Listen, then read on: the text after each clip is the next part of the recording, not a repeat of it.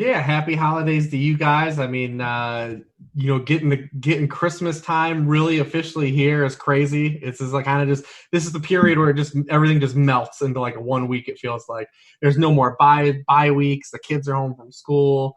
It's just pure chaos here in my house, and then it's just gonna only move faster from here on out. So wait, do you have the Thanksgiving actually at your house? No, we don't host. I don't really like to host often. We like to go and then use the kids' excuse to make exits. That's the way to do it. We had a Sunday. We had a Thanksgiving at my mother-in-law's house, and like my kid was just losing his mind. I didn't even have to use him as an excuse to leave. Like I'm pretty sure everybody was thrilled that we got the hell out of there. And Daigle, I know you were not needing an excuse to leave because you're always happy. What's up, Daigle? How we doing? And yeah, I don't have an excuse anyway, so I kind of have to stay, which means I'm in the stage of life where I help clean up. But also for those that don't know, I actually love cooking. Like I cook a lot. So at Friendsgiving Saturday evening, I helped carve the turkey and cook the turkey, which was a long, tenuous, hungover process, and also cooked chicken parm sliders and chorizo stuffing. So everything went pretty well, actually. Dude, I'm so glad you're going to be at the RG party. Like it's just going to be so much better. We don't have to cater Chick-fil-A this year. You just come out. We'll cater, Daigle filet. I've actually decided just because the first time I ever talked to you in life was last year, and it's because Cal was telling me you had some Todd Gurley info, and so I just snuck up behind you and was like, Crain, share some info, buddy. You got some injury news. Yeah, and what? Who was right? Yeah, you got it right. You nailed it. I'm Having said that, I still played him at captain and burned my money to the ground. What are you talking about? Why you even come up and we weren't in close quarters just yet, so I wasn't sure how much to trust you. But now you're like my best buddy, so it's okay. I have buddies that play poker with the Rams. Like I knew what I was talking about.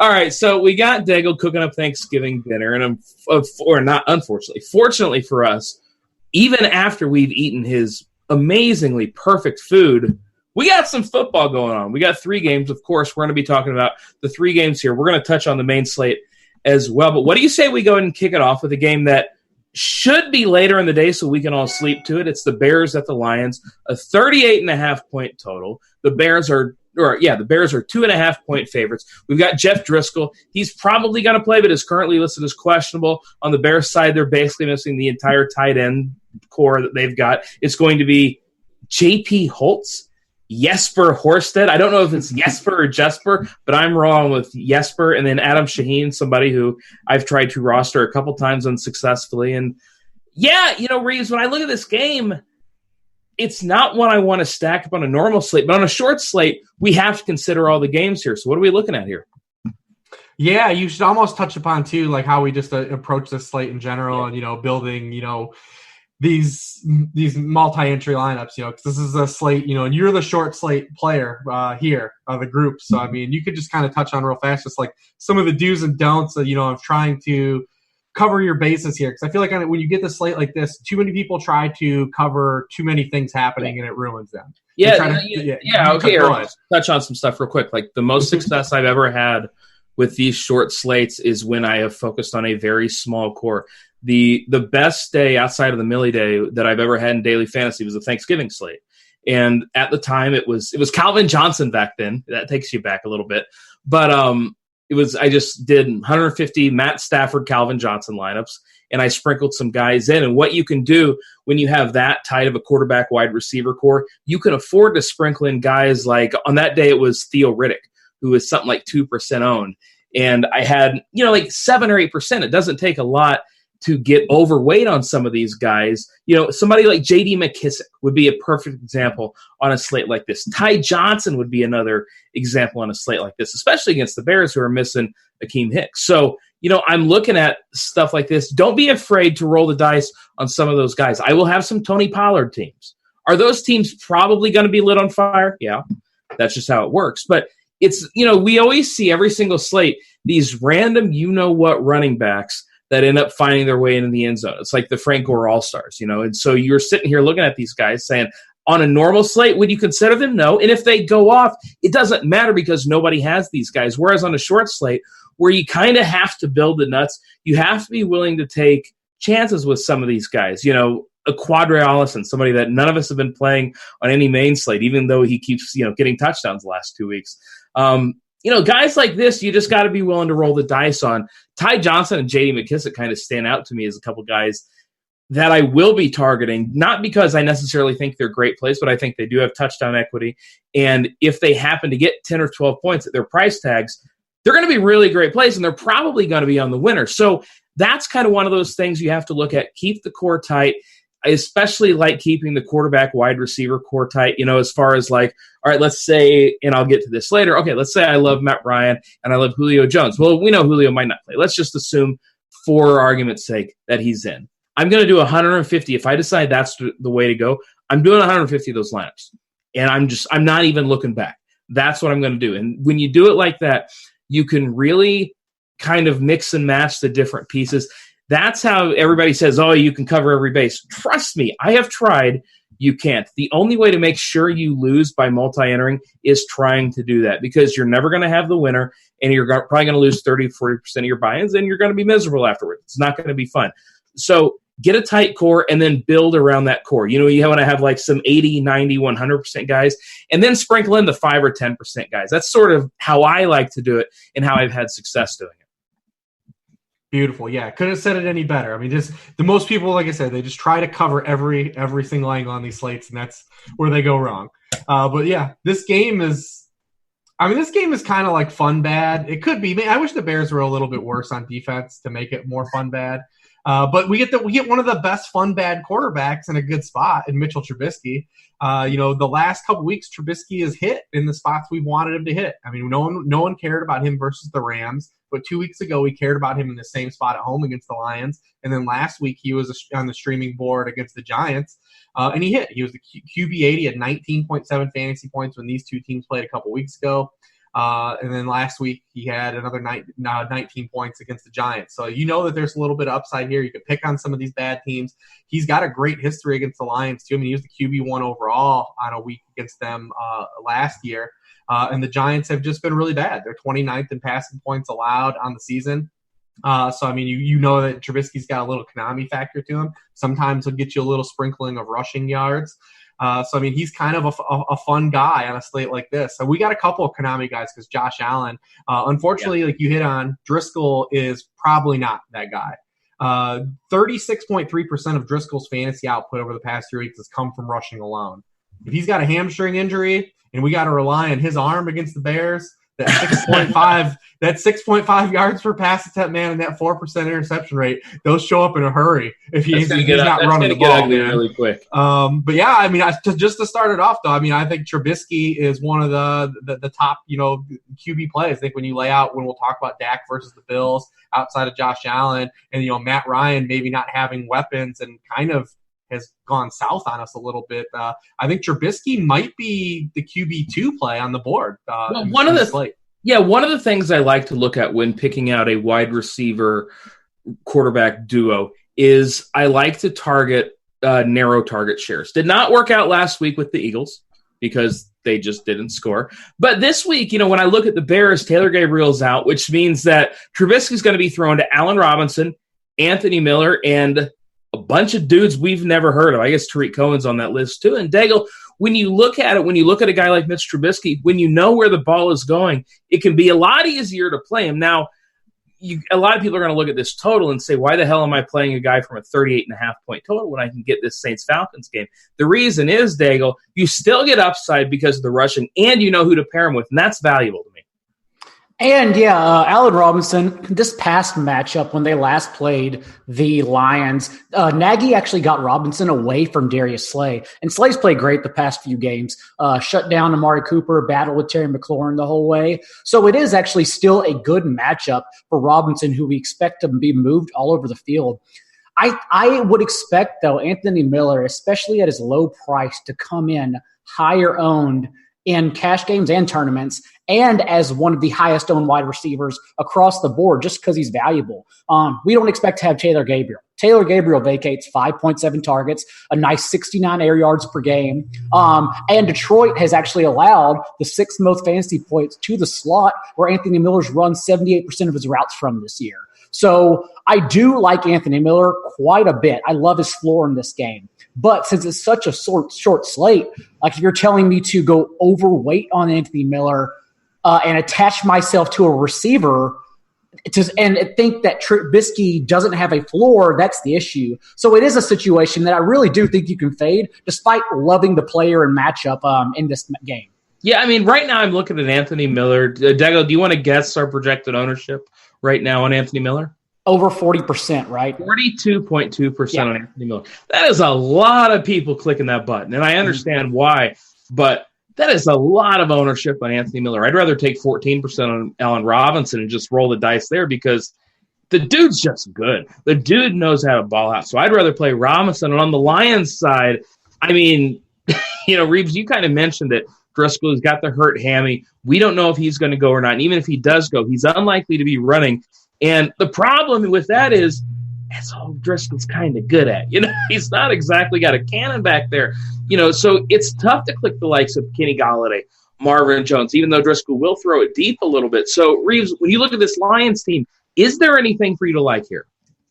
Yeah, it's interesting because you talk about these short slates, and these are two guys that you might not like, but they're two guys that have multi-touchdown upside on any given week. And Marv has actually shown it with Driscoll already a couple weeks against the Cowboys. He's gotten the better quality of targets so far from Driscoll. He's out-targeted Golladay 22-18, but he's had more catchable targets than Golladay. Only 8 of Galladay's 18 targets from Driscoll have been deemed catchable Pro Football Focus. So, I mean, he's getting high leverage targets, but they're kind of in like that Curtis Samuel range. Like, it counts as a target and registers for air yards, but like it was really nothing.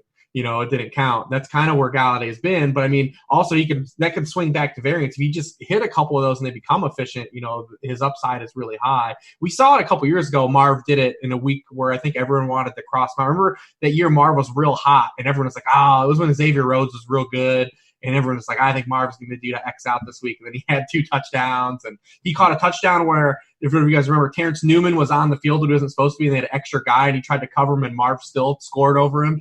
It was a wild play. But they're two guys that have their high variance plays, like you said. So they're guys you would lay out the example. If their ownership isn't high, those are the guys that you go just a little bit overweight on. Yeah. Around your core, because those are the guys that have the kind of upside that can really pop. Those guys have wide receiver 1 outcomes in their range of outcomes. Now, the probability of it's lower with a guy like Driscoll and in the tougher matchup against the Bears, but that's an example, that we were laying out. And then you guys talked about Allen Robinson a little bit, and he's another guy that has like a wider range of outcomes because of the Bears just in general. But yeah, Daigle hit it on the head. With last time these two teams played, he ran a season high 55% of his routes in the slot. Darius Slay's only played 62 snaps in the slot all season. He only went into the slot 5 snaps in that game. And Justin Coleman has allowed the most touchdowns from the slot this year on the other side. And then they're using Tariq Cohen a lot more too. Your guy, Crain, Tariq Cohen. 14, 15 touches the past. If there were ever a week or ever a slate. Yeah. We're going to see chalk Tariq Cohen. What a world. Yeah. He's dirt cheap. And it's a correlation play, too, with Trubisky because he's not going to score rushing. So, all those guys are kind of in play there. The Lions backfield, I don't know what to tell you, man. Dude, I have no problem rolling the dice with some of these guys. Like I'm not saying I like them, but Daigle, looking at this backfield, Ty Johnson, J.D. McKissick, Bo Scarborough. Am I in love with any of these guys? No, but I feel like in a multi-entry player pool, you gotta have some exposure. So who do you prefer here, Daigle? If you choose one, I still think the answer is Bo Scarborough. Has played 50% of the snaps the past 2 weeks. Has handled 76% of Detroit's running back carries in that span. Ranks 9th in yards per contact after attempt. He's been kind of slippery the past 2 games among running backs with at least 10 carries. The thing is, and we talked about it a little bit earlier, Jeff Driscoll's soft tissue injury, because he has leveraged his rushing ability to thrive under chaos. He's tossed 2 touchdowns and 4 picks from a clean pocket because he's not a guy that stands back there and chunks downfield. So if he's forced to stand back there and just throw, even if he has time, it actually doesn't benefit Scarborough in a sneaky good matchup against a Bears rush defense that is still missing Akeem Hicks and has become below average without him the past 6 or 7 games, and then also likely missing Danny Trevathan. So it's kind of a game that, especially that Scarborough has only run 17 routes the past 2 weeks, has only seen 1 target in that span. It's a game where you really need to bank on him punching in 2 touchdowns in order for him to achieve value and break the slate, which is certainly possible. it's hard to predict in this matchup with Driscoll essentially limited. Yeah, so I mean, I want to like this spot, especially with Hakeem Hicks out. That's something that does matter. It's just tough to pick. Reeves, would you be willing to roll the dice on a guy like Ty Johnson, or is Scarborough the only guy you're really interested in here? Yeah, it's tough because they're kind of still like splitting that receiving role, and then Scarborough's not involved at all. And Scarborough's run 15 pass routes the past 2 weeks and has 1 target, no catches. Not really his game. If you want to go under on him, you can just play the touchdown variance game, like you said. Like if he doesn't score a touchdown, like there's no way he hits. But maybe he gets all pass interference in the end zone or gets 2 shorties. So you never know, man. On a slate like this, but I feel like Scarborough's a guy that he'd be the play that you all the stars align to, like Daigle said, all the data points to. But also, if he doesn't score a touchdown, he's not doing nothing. Yeah, you're just screwed. Literally nothing. Yeah, you were talking earlier about these wide receivers for the Lions, Kenny Golladay, Marvin Jones. Even if we don't like the matchup, even if we don't like Driscoll, at their prices only 6-1 and 5-3 over on DraftKings, you have to have some interest in these guys. Don't, just because Driscoll's the quarterback, don't take him out of your player pool because they have slate-breaking ability. And I'm looking at both these guys projected under 10%. That's nuts. Let's move on to the Bills and the Cowboys. 45.5-point total. Dallas, 6.5-point favorites at home. And Daigle, I'm going to start with you, and I'm going to give you the cupcake because is Ezekiel Elliott a good play on this slate? I mean, this is the reason why we played Phillip Lindsay last week, right? And I know it didn't hit, but I even went to Phillip Lindsay and cashed at his value price. And Zeke Elliott is once again a value price in this slate and is arguably the only back that rivals Alvin Kamara as a pivot. So yeah, it's quite easy to say that Zeke is one or the number 2 play at his position in this slate in particular. And it bodes well because Buffalo's offense has actually picked it up quite a bit the past 2 weeks as well. Established runs, Pat Thorman noted in his snaps and pace piece, which is always terrific, that the Bills have moved to no huddle the past 2 weeks, a 37% rate, which has allowed them to just fire off more offensive plays, including 73, 74 plays just last week. So if we get that, I know most downgraded the Cowboys after that Patriots game, and it was coaching buffoonery. It was perhaps right or wrong calls, whatever the case. I thought the field goal was a great idea. Did you? Like, for real? No. Okay. No, of course I didn't. Okay. Come on. Sure. Well, I mean, Daigle's just like, oh my God, I'm doing a show with this guy? Yeah, I was kind of I mean, I've heard that opinion from people. I've heard like 55-45 from people I respect, and I just was in the 99-1 category. Yeah, it's just... It's getting too cute. Either way, though, I considered it a positive, that performance, because I mean they just came their own buffoonery away from beating the Patriots, which is great. And now you get a worse defense than the Patriots, obviously, because most teams are. So I like the Cowboys a lot. I like the Cowboys offense a lot. They're popping across the board. It's an issue because they're going to carry a lot of ownerships, Ezekiel included, since everyone's just a slave to the numbers. But we'll talk about pivot options as we move along here. Yeah, I mean, honestly, it might be tough for me not just to click the lock button on Zeke. Yeah. I mean, big home favorite against a team that can't stop the run. Bell cow running back. The dude likes to eat Thanksgiving. He's always doing this little feed me thing, and it's Thanksgiving. I don't know how you fade the guy saying feed me on Thanksgiving. Reeves, earlier you kind of mentioned Dak Prescott, and I think he's going to be the most popular quarterback on this slate, and the reason is he looks like the most mispriced quarterback on this slate. Only 5.7K over on DraftKings. He's cheaper than Josh Allen, cheaper than Matt Ryan, and cheaper than Drew Brees.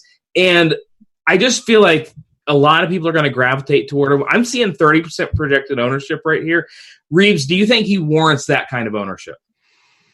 Yeah, I mean, he's a top 5 scoring quarterback on the season, of course. He's dropped hammers. He's averaging 350 passing yards per game at home. Now those have all come against cupcakes, which is why people keep citing these Amari Cooper home road splits, and apparently don't care that they face the Dolphins, the Giants, the Eagles, and the Vikings at home so far this season, as opposed to now he's getting Tre'Davious White, who just held Cortland Sutton to 1 catch, hasn't a lot of touchdown this season, and is 3rd in passer rating a lot of the season in coverage. Nobody cares about that, even though Cooper was completely obliterated by Stephon Gilmore in that game.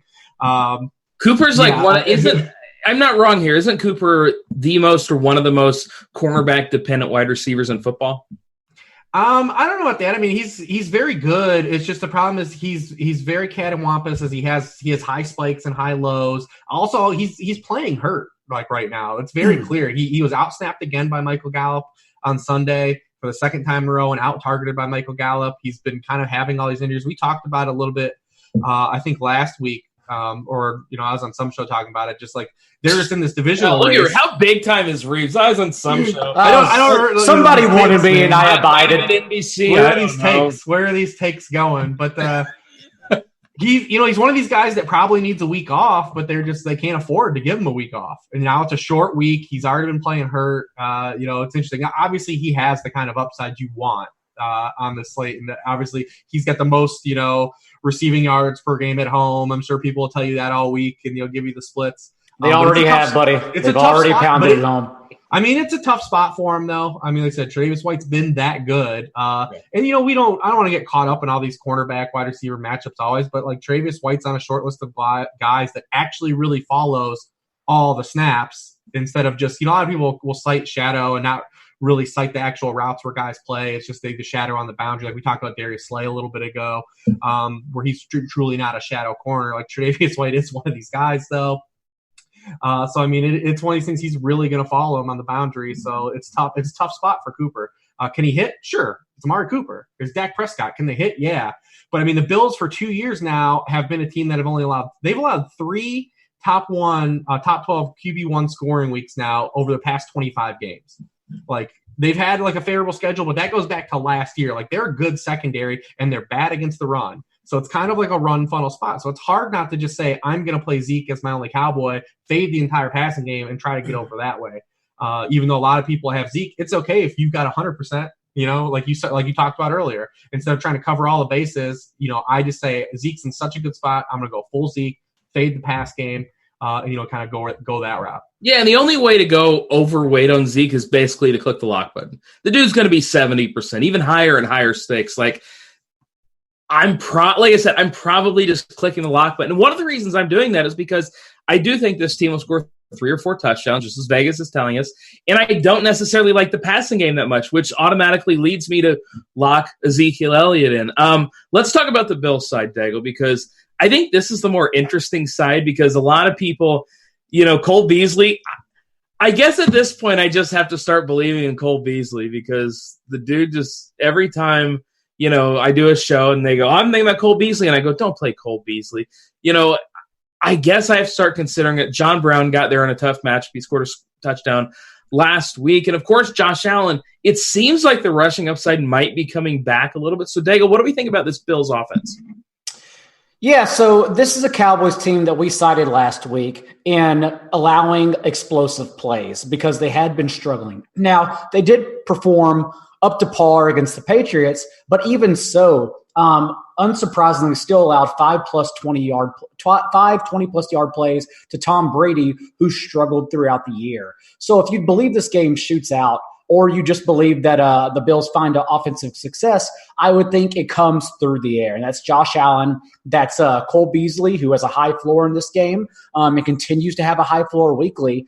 And that's John Brown. And that's why John Brown's really interesting, and this slate in particular, because Reeves noted everything about Amari Cooper. But Amari Cooper, where you're trying to get off of him, if you're trying to get off of him, is on DraftKings in particular because egregiously priced at $6K.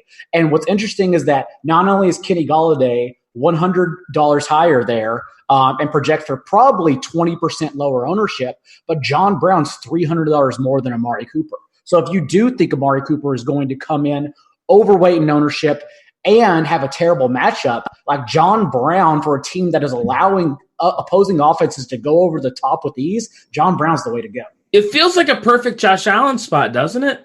That's the sense I've been getting too. And I've heard some people say that it's actually a bad matchup and looks like a lower scoring affair. That's why I kind of want to get Reeves' thoughts on that, because that wasn't my initial read at all. Yeah, it's not my initial read either. Reeves, talk us out of it, man. Well, the reason I like Josh Allen so much and I like to play him, and I've used him a couple times in cash this year in a couple spots. I mean, well, one, he's had just this really great floor this year, whereas last year he didn't. He was more volatile. He would have a top 5 week and then like a bottom 5 week until the end of the season when he got going a little bit. Now he's had 17 or more fantasy points in 7 straight games, in 9 of his past 10 games. He had this great floor. The other reason we like him is because when you're projecting touchdowns, especially in a short slate, his touchdown equity is by far the highest of anyone on the slate. He's accounted for 84.6% of the Buffalo Bills' touchdowns this season through passing rushing. They have 11 rushing touchdowns. He has 7 of them. And then he's got all the passing touchdowns. So, I mean, we're talking about projecting a team that might only score 2.5 touchdowns. Maybe they get up to 3 touchdowns in this game, or maybe we get a shootout, because it's not going to be a bad weather game. Then we've got a spot for, touchdown equity to really take hold. If they score 4 touchdowns, Josh Allen's probably going to have 3 of them. And then he's going to tack on rushing yardage and vice versa. That's what makes it hard to play a guy like Devin Singletary, because he's in that weird role where he's not catching passes, and then in the goal line, not only is he getting froze up by Josh Allen, but they're bringing Frank Gorin still in the goal line. He came out of the game last week. He's kind of this guy's just getting this hollow rushing yardage, and he's been good still and getting productive yards, but hasn't really been able to get over the hump because of the touchdown and receiving work. But yeah, I mean, I'm into Josh Allen, man. I think he's probably the best quarterback outside of Drew Brees on this slate. I would rank them Brees, Josh Allen, and then Trubisky in that order, and the guys that I'd be interested in. But yeah, I mean, I'm here for Josh Allen because of the touchdown equity. Yeah, and you mentioned Devin Singletary, and he's somebody that's driving me nuts because I keep trying to play him like it's coming. He gets 21 carries, 106 yards, and you mentioned it's just hollow yardage because that's what it is. 2 targets, 1 catch for 8 yards. And Daigle, it's awfully tough to play this guy in fantasy because we know we like touchdowns and we like receptions, and he just doesn't offer either of those things. Yeah, the snaps are there, the carries are there. He's trumped Gore. He's definitely out-touched Gore. I can't remember the exact number. I think it's like 72-44, unless I'm going crazy over the last 3 games. But either way, it's just the fact that, as Reeves noted, Josh Allen accounts for their touchdowns, just like last year. And Rich was the one that coined that Josh Allen is their red zone back. Like Josh Allen is their goal line back as well as their quarterback. So it's hard to fire up Singletary. Having said that, he's still an explosive chunk play kind of guy. It's funny because he doesn't outrun people, but he is slippery when you watch him. He does create yards after contact. He does break tackles to gain those 5 to 15-yard rushes constantly. So he's an interesting play, but it's still someone where I'd rather fire up either naked Josh Allen or a single stack with Brown or a double stack with Beasley. What about Fort Knox? You guys don't like Fort Knox? Or Fort Knox, because this tight end slate, I mean, we didn't talk about Jesper Horsted much, who people are going to be looking. Is it Jesper or Jesper? I think it's Jesper, but I've also called David Blough all week, so who knows with this slate. Like, it's all over the place. But the Bears are missing 3 starting tight ends, so they're down to J.P. Holtz, who is a inline blocker, and Horsted, who was a converted tight end, was a Ivy School wide receiver at Princeton, scored 28 touchdowns in a school that no other player has scored 20 touchdowns. Who the hell knows how many Jesper Horsted just scored at Princeton? Where did he even pull that out of? So hold You're on. You're making that up. That can't be real. Well, someone has to pick up the dumb college stats here since Silva isn't around anymore. I just sit here, like just day drinking on a Friday, just like I can't wait to watch this Princeton. Lime, it's delicious. But no, that's the min-priced option if you're going to it. So if you're telling me, Reeves, there's a way I can get off Horsted, who I wasn't probably going to play anyways, but really we're looking for ways to combat Jared Cook, right? Because Jared Cook is like arguably the only tight end anyone knows on this slate, let alone wants to play. So let's hear it for Dawson Knox then, because if we are playing Josh Allen, that stacking ability gives us a terrific correlated pivot. Yeah, I'm all right with Foxy Knoxy. Reeves, are you? I mean, just the usage has been there. He's coming off a season high, 58 snaps. The snaps are just really ramped up recently since that Browns game. But he's had just 2 catches, and he's had 2 or fewer catches in 6 of his past 7 games. Just hasn't really. That might be the tight end one on this slate. But I'm just saying he's out there a lot, and he's a guy that I don't know. I just wanted to say Fort Knox. That is the worst endorsement of a player I've ever heard. He's out there a lot, and I don't know. You gave Chris Hogan a better endorsement. You said he was out exercising. He's out there, bro. He's out there. Well, I mean, Knox doesn't run far enough to exercise. Like he's running those intermediate routes. Like he's not, like Hogan was out there just running burners. Like he was getting sprints in. He's getting that cardio in. Yeah, it was legit. Isaiah McKenzie, any interest here at 3.1K? Isaiah McKenzie is actually, like, we all love I don't even know if he's bad, but we all love players we shouldn't love. Isaiah McKenzie's that guy for me. Like, I think he's so good. I was upset when the Broncos initially waived him last year. And without Robert Foster, who we believe will be out with probably a pulled hamstring, there's interest. There's a little bit of interest just because Isaiah McKenzie is a guy who can score. Like, you've seen him get sweeps. He can score on creative play calling as well. I have no problem with Isaiah McKenzie at all.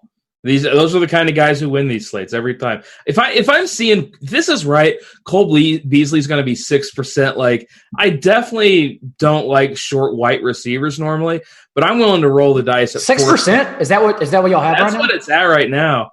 Interesting. Yeah, well, I mean, it's just like a lot of people are going to play these Bills. Everybody looks at Vegas. Oh, low total. Okay, I don't want to play that guy. He's the second receiver on the team, and people are like me. I just don't want to bleeping play Cole Beasley. But right.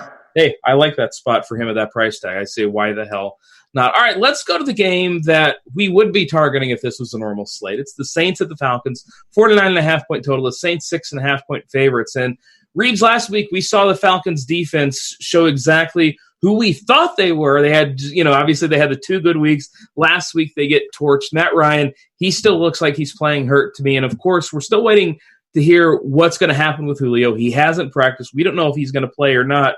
And it's difficult to talk about this Falcons side not knowing what's going to happen with Julio. Because if he's in, you play him. But if he's not in, all of a sudden, there's a ton of value on this Falcons team. So, Reeves, how are you approaching the Falcons right now?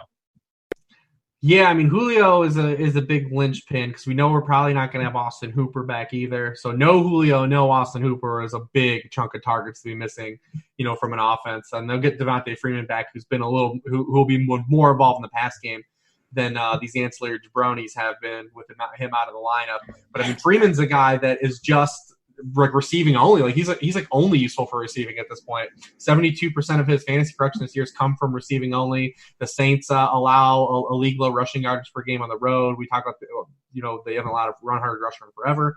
So I mean, we're not playing for Devontae Freeman for any rushing production for sure. But if Julio's going to be out, and if Marshawn Lattimore is still going to be out, then I mean we're just getting a bunch of targets, against a secondary that allowed Kyle Allen to throw 3 touchdowns last week. Yeah. I still think that Matt Ryan he just hasn't been right ever since he's come back from that injury. He hasn't been a QB1 since week 6. He has thrown 3 touchdowns over his past 4 games.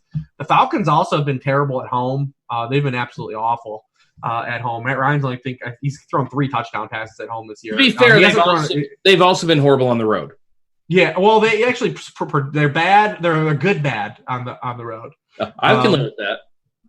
But yeah, I mean, you look at it since week 6, Matt Ryan over that stretch just one game over 6 yards per pass attempt. That's not the guy we really want. But Calvin Ridley, surging, is coming off of his 2 highest, games in target share the past 2 weeks in team targets. He's got 20-point upside. The past 2 weeks he scored over 20 PPR points or anyways. So Julio's going to be out, a few more targets. Sometimes this is a bad thing on slates like this because they'll be able to concentrate all their efforts if it's just Calvin Ridley and Russell Gage, like it might not be hard to at least slow down Calvin Ridley. Yeah. We've seen it happen in a few games this year. Remember, we had that Evan Ingram game when all the Giants guys were out and everyone was like, we got to play Evan Ingram. He's going to get so many targets, but it's just it's just easier for the defense. Sometimes it works the other way and the guy does get jammed with targets, but there also is the threat of if we're already not on Matt Ryan and don't like him and it's only Calvin Ridley and the Saints are able to throw everything there at Calvin Ridley and just try to have Russell Cage beat them and Jaden Graham, they can also work negatively as well. But it's hard not to like Calvin Ridley going into this spot. And then Russell Gage is one of these pedestrian, low floor types of guys, even though he'll probably be more owned than Cole Beasley. I'd probably rather just pivot to Cole Beasley if I had a one-off because 9 yards per catch, he needs a lot of targets to make those 9 yards per catch really sticky. Gage is a career special teamer being thrown to the slot, but the argument for Gage is really the price point because on DraftKings, he's only $100 more than Anthony Miller, so he's going to go overlooked most likely. And on FanDuel, he's $600 more. So if you're trying to get off Anthony Miller's ownership, Gage at least has a floor that combats Miller if he fails. Yeah, I'm sorry, but there's no way that Anthony Miller should be 42%, Beasley 6, Russell Gage 8. That shouldn't be happening. He's only 8. I thought he would have been a lot higher. I mean, I think it might. Now, it's interesting. It's interesting. If Julio's ruled out, that number's going to go way up. And by the way, if Julio's ruled out, that number will go up. And I don't think he takes a lot of that ownership from Anthony Miller. I think he takes it, from a guy like Cole Beasley or something. I think we might end up getting Beasley super low on. Which, oh my God, I'm playing Cole Beasley. Oh, that's gonna be a lot of drinking during Thanksgiving. That's rough, man. If Cole Beasley hits, you're gonna have to buy his rap album. White Chocolate. That album is so bad. What it just sounds like. Cole Beasley actually has a rap album. Oh, and it just sounds like Yellow Wolf. Like he can't rap. He's so bad. I've listened to it all because this is what I do with my time. It's bad. Better rap album, Shaq or Cole Beasley? Shaq. Oh boy, that's not good. And it's not like the Damian Lillard, who's like actually a good rapper. Cole Beasley is just trying to get in the rap game, and boy, he should just stick as a slot receiver catching third down passes. Yeah, no, stick to football, Cole. All right, let's talk about the Saints side because obviously this is where everybody's going to want to go. They have a 4-touchdown team total. Alvin Kamara, he disappointed, and by disappointing last week, he still scored nearly 20 PPR points. Michael Thomas is the best fantasy receiver in football. I don't even think it's close.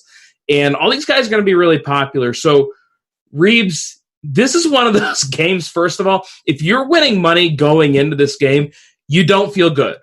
You damn well better be winning money with like Michael Thomas to come or something. But we always talk about the Saints team as having a concentrated target. I think Jared Cook has sort of worked his way into that conversation now. Traquan Smith, of course, finally caught the touchdown last week, maybe the first week all season. I didn't throw a dart at him. But, Reeves, when you look at the Saints offense, it's Kamara, it's Thomas, it's Cook, and then, as you like to say, the ancillary jabroni. So what are we doing with this Saints team, Reeves? Yeah, that's the toughest part. A couple weeks ago, I was kind of interested in Traquan Smith, and you just realized the ancillary jabronis just don't get enough targets because Michael Thomas is that good. There's no reason for them not to throw to Michael Thomas, because he's got 104 catches and like a 75% catch rate. It's like they're not wasting targets either. They're all just efficient, good targets. Yeah. In his 5 full games with Drew Brees, he's had 10 catches for 123 yards, 11 for 112, 13 for 152, 8 for 114, and 10 for 101. That seems pretty decent. Also with Drew Brees, the Saints have been really pass heavy, even accounting for games. Yeah. 67% pass rate with Drew Brees under center as opposed to 57% in the games that Teddy Bridgewater has played or Brees left early. So they've been really pass heavy. I'm going to go on a limb and say they do score, even though they didn't score a touchdown against the Falcons last time. I'll say that they do score a touchdown here, maybe a couple. And it was because that was the only game Drew Brees hasn't thrown multiple touchdown passes this season. Was that game? That was the week off of bye after Sean Payton, got married. I'm gonna chalk up all the narratives. I'm gonna just chalk up all the narratives and say that they scored. Was that Mons Venus week? That was the week after. They got right after Mons Venus. Just gotta make sure. But yeah, you hit on the head, the 3 guys, and then they throw the ball to Michael Thomas, Alvin Kamara, and Jared Cook. It's like where they throw the football, and they've been throwing it a lot more with Brees under center. So it kind of makes it really easy for us if we want to go that route and just go heavy like everyone else will. Yeah, I mean, to me, Ted Ginn had a bad drop last week that might have been a touchdown. Traquan Smith caught the touchdown. I'm still not convinced I need to be playing Traquan Smith. I love spots like this. I got 3 guys. I feel like you probably need at least one of Kamara, Thomas, or Cook on every team you build. Because like you guys said, they're going to get in the box here. I mean, even Latavius Murray's interesting too. Always that low-owned guy, and we saw him. I mean, Daigle, when you were watching the slate 2 days ago, didn't Latavius Murray run that first touchdown in from 30-whatever yards? And did you go to yourself, oh, no, this isn't going to end well? Yeah, and well, he also started the game, and then he opened it with that big 27-yard touchdown, I believe. But the fact is, it's still Kamara's backfield. This is the kind of usage you expected whenever you still drafted Kamara in best ball and season long as a top 5 pick. Around 60 to 65% of the snaps. He played 63 and 67 the past 2 weeks, and he's run the 3rd most routes in that span. He's caught 27 to 28 targets because his targets are all shallow and underneath since he runs from the backfield. So it is just a game that it's almost like you should and can just go overweight on Brees, Thomas, Kamara, get your guaranteed production, because last week's slate, the question surrounding the slate really was, is this Falcons defense for real or not? And then they didn't sack Jameis Winston a single time. We got our answer 2 weeks later. So you could just go overweight on those guys, know the production, and then sprinkle in those tournament-winning plays around them. And maybe that is Traquan Smith, who's run the 26th most routes over the last 3 games. Maybe that is your Cole Beasley underweight and whatever. But like these 3 guys we know are locked into the offense, and just no one else gets involved. Yeah, and, if you want to be as safe as possible with your quarterback play, I think it's Drew Brees. And, Reeves, you mentioned, 2/3 of the time they're passing the football. Kamara, Thomas, Cook, you can pair any of these guys up with Brees, and it's reasonable. I'm surprised looking at this slate that Brees isn't the highest projected owned quarterback, that it's Dak Prescott. I guess I get it because Dak is so cheap, but I mean, just when looking at the quarterbacks as a whole, Reeves, it's got to be Brees, right? Yeah, I feel so. I mean, the Falcons were a team that we were targeting all season until that little hot spurt. And like Daigle said, they came back last week. Well, we talked about it in length last week, just like what was the reasoning. And literally the players, the quotes were, we're doing the exact same stuff, even though that they're different guys in different roles. We're still running the same scheme with the same players. And that was really all I needed to hear, like to say, like, all right, this is just variance. It's run hot. They played some division opponents. Last week, I played all the Bucks. I didn't play Vita Vea at tight end, but it would be cool if I would have had him in. But how baller would it have been to play Vita Vea at tight end? Like, that's $1. You got to roster him there. Those plays are so tilting. We had Vita Vea score, a guy from the Titans. The Titans threw their second touchdown to an offensive lineman this season. Dennis Kelly, yeah. Quisenberry had a touchdown, but that one was cool because that was the dude that had cancer, so he deserved it. But that's the only time. The only time that those guys should be allowed to catch touchdowns is when they had cancer.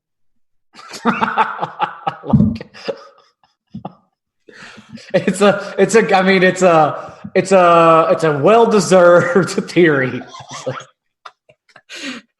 You're doing when you beat cancer, you get a touchdown. I mean, you're doing good for the people. Yeah. Okay, well, now I'm going to very smoothly pivot over to the main slate. Let's talk some court. Actually, first, if you're watching on YouTube, click like, click subscribe, comment saying, oh my God, I can't believe Reeves just said that. Like and subscribe after the cancer narrative. Yeah, it's great. Great. Daigle, I know you're laughing right now, man. Throw out a quarterback that you like in this main slate. We didn't talk about all of them. Slate. The main slate. Oh, main slate. What about? Have you looked at the main slate yet, bro? It's been a long week. How about? Everyone's just going to play Patrick Mahomes. Of course, you just play Patrick Mahomes. Why are you making me say anyone else but Patrick Mahomes? No, people want to play Dalton, bro. Because 4,700. No, is it Dalton SZN?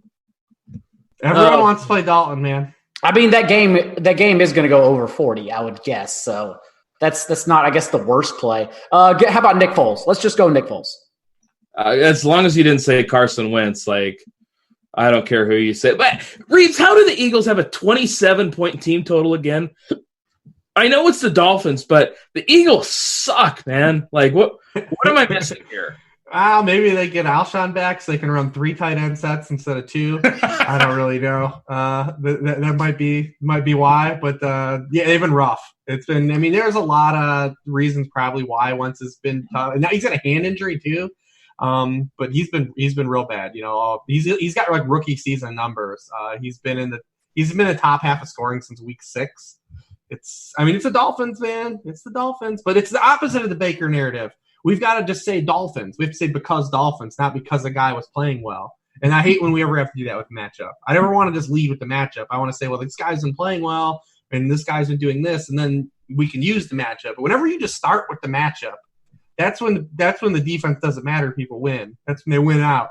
That's how they win. You still want some positives to the player first. I don't want the defense doesn't matter people to win. I don't want those people to win anyways. Reeves, give me a quarterback real quick that you like on this slate, not named Carson Wentz. I mean, my arch nemesis, Aaron Rodgers. Oh, boy. I know, man. I don't like Aaron Rodgers. I don't really like playing him, but he's been a completely matchup-based quarterback this season. for the defense doesn't win crowd. He's been only good when he plays bad teams and been very bad when he plays good teams. The Giants are 31st in yards per pass attempt, 22nd in touchdown rate. Seems like a really cherry pick spot. Devontae Adams is getting over 30% of the targets in every game since he's been back. This feels like a really good spot. And then you can actually run that back with a Saquon stack now that people think he's bad and he hasn't played well. But the Packers really haven't been good against the run all season. Saquon's getting a ton of touches. He bricked a wheel route that he could have done some damage on last week.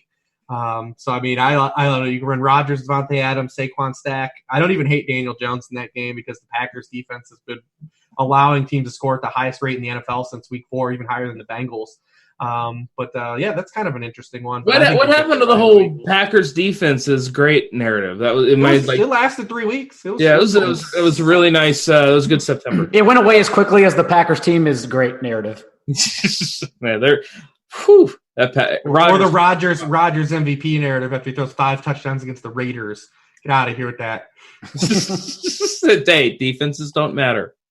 Remember, we've had this discussion. They don't matter. Just kidding. Running backs. Daigle, I know you said Mahomes for quarterback, so I'm going to guess McCaffrey at running back? Is Mahomes available at running back?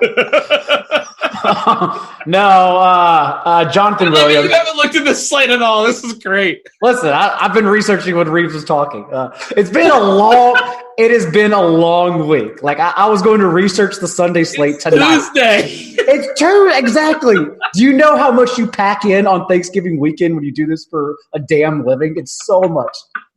Anyways, I'm going to Jonathan Williams. That's the first guy that pops out in my model. So let's just talk about him. Elite usage without Marlon Mack, and we're not expecting Marlon Mack to play again. Handled 26 of their 35 backfield carries against the Texans on Sunday night. Ran 16 routes, which is surprisingly more than Nyheim Hines' 11. I expected Hines to be more involved than he was, but not to the extent of Jonathan Williams, who has now basically become an elite workhorse. Not a bell cow just yet because he's not handling every touch, but he's handling a majority of touches. So I do like Jonathan Williams in my 10 minutes of research. All right, Reeves, have you done more than 10 minutes of research? He's got the worksheet. I wrote up every game, so I already wrote up every game. Jesus, man. The worksheet is due on Tuesday night, so he's already ready by Tuesday. It's out, man. Yeah, it's out already. It's all done. It's up there. Go read the worksheet, guys. It's up. Please read it, please. All right, Reeves, who do you got a running back that you're interested in? Dude, we got to run it back with Philip Lindsay. It didn't work, but we got to. We got to do it. His salary's gone down. We got to, man. He out-touched Freeman again, 14-4 last week. Chargers are 24th in rushing points allowed per game to backfields. They're 26th in receiving points allowed to the position. Lindsey has faced the Chargers twice in his career. He's been the RB6 with 24.7 PPR points, and RB4 with 26.6 PPR points. The only concern is that Brandon Allen is, in fact, awful, and maybe they can't score any points with him under center. That dude's he's completed 40% of his passes in back-to-back games. That's not good. Hey, but on the bright side, Drew Lock is right around the corner. That dude is also very bad.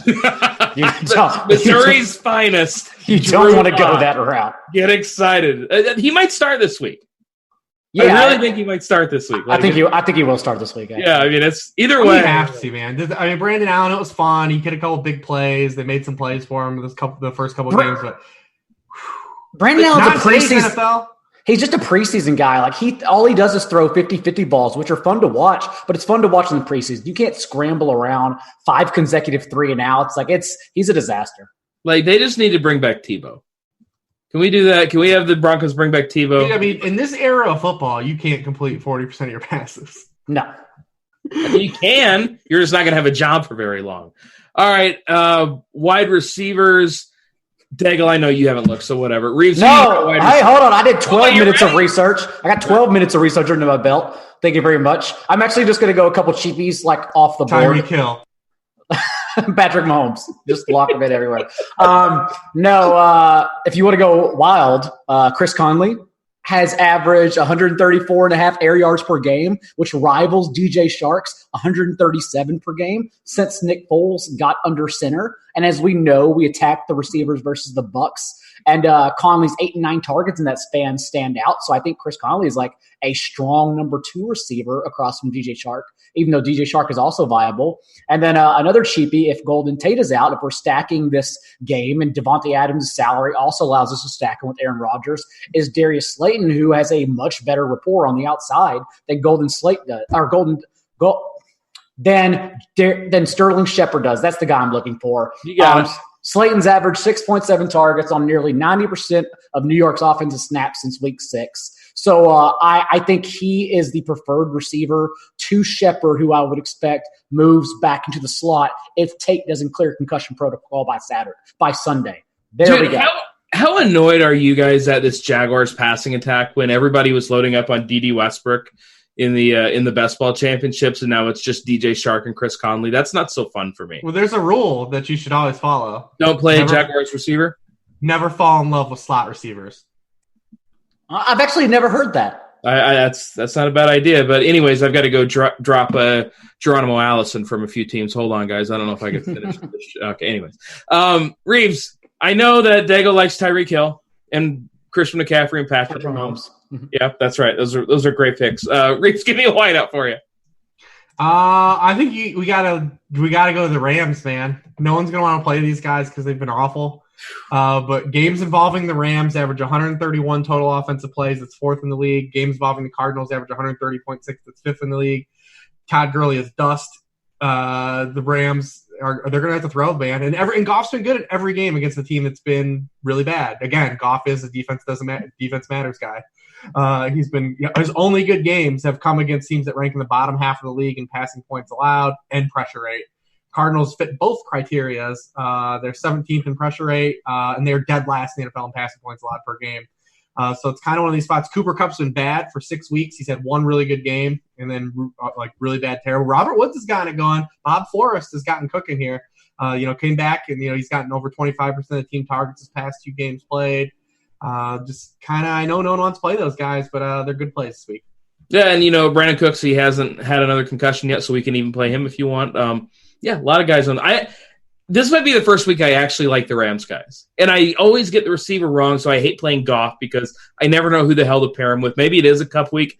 I don't know, but I do like Goff. Yeah, we'll have to think a little bit more about it. We got all week to do that. We got all of Thanksgiving to think about it. And, guys, it's been a lot of fun. Who'd hear? Thanksgiving Day hot take. Daigle, you got one for me? Thanksgiving food is amazing, and whoever started the Thanksgiving food is bad takes, those are the people that should be shunned from the face of the earth. All right, I'm comfortable with that. Reeves, any for you? Well, bad Thanksgiving food is bad, but good Thanksgiving food is What is your favorite? What is your favorite, Reeves? I've always been a stuffing guy. It's hard, stuffing, mac and cheese, all that stuff. That's really in my wheelhouse. My only take is that if you're doing pie, you got to go either homemade whipped cream, or you go ready whip. Cool Whip is absolute trash and should be thrown in the garbage. Cool Whip is trash. That's a fair point. I'm okay with that. And favorite pie is Daigle? Pumpkin. Of course it's pumpkin. That is the only pie. Reeves, you're going to make it 3 for 3 with pumpkin, right? Yeah, I have a kid with a nut allergy, so. Okay. We do we get no pecan. Pecan rolls this way. Crain and I had to think about it. Pumpkin had nuts in it really quick. We both paused for a second. I was like Googling pumpkin nut, with a question mark and nothing. No, because pecan is the pivot or apple, but we do know pecan because we have a child. And pecans are gross. What are you doing? But my favorite Thanksgiving Day food. Yeah, I'm a classic kind of guy. My mom fries turkey every year. Mm-hmm. I'm going to tell y'all something. I'm be eating that all weekend, and it's going to be delicious every single time. We got to get out of here. We got our own lineups to build. Thank you so much for watching. Make sure if you're watching on YouTube, subscribe, comment with your favorite Thanksgiving food. I want to read some of those a little bit later, but make sure you stay tuned. We got Britt and Kelly for the PFF show. For Reeves, for Daigle, I'm Eric. We'll catch y'all later. Peace.